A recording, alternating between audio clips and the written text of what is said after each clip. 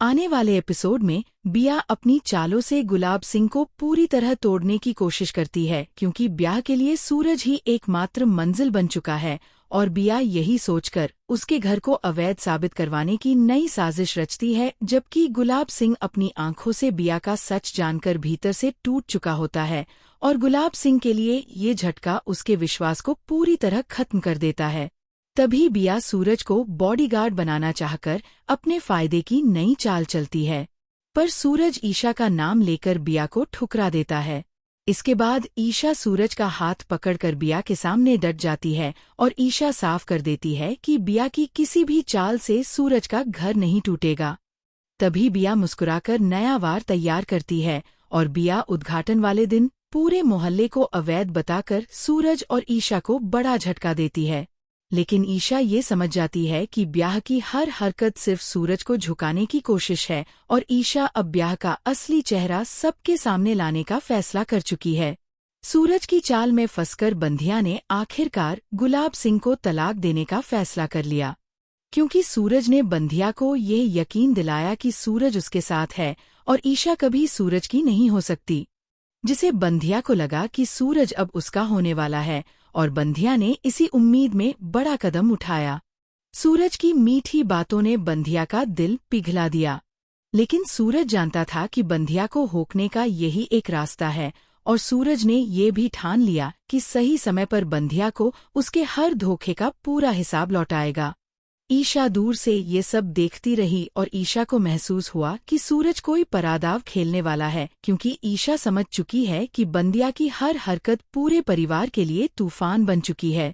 गुलाब सिंह जब यह सुनेगा तो गुलाब सिंह की दुनिया हिल जाएगी, क्योंकि गुलाब सिंह के लिए ये सिर्फ तलाक नहीं बल्कि विश्वास का टूटना होगा।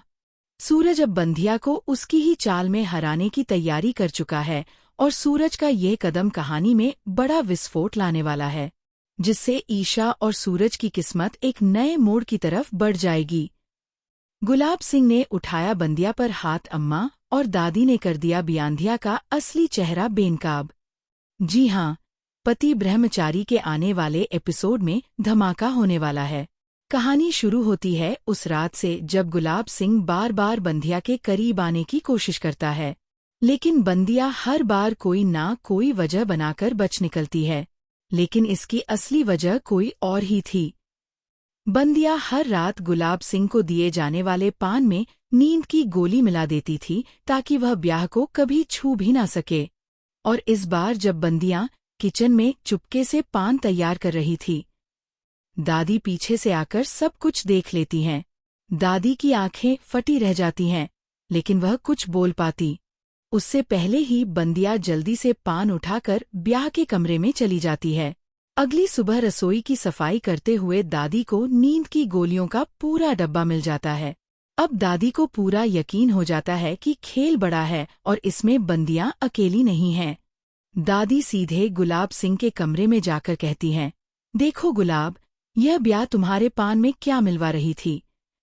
गुलाब सिंह डब्बा देखते ही सन्न रह जाता है।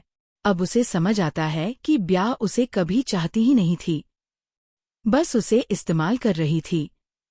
गुस्से से भरकर गुलाब सिंह कमरे में जाता है और ब्याह से जवाब मांगता है।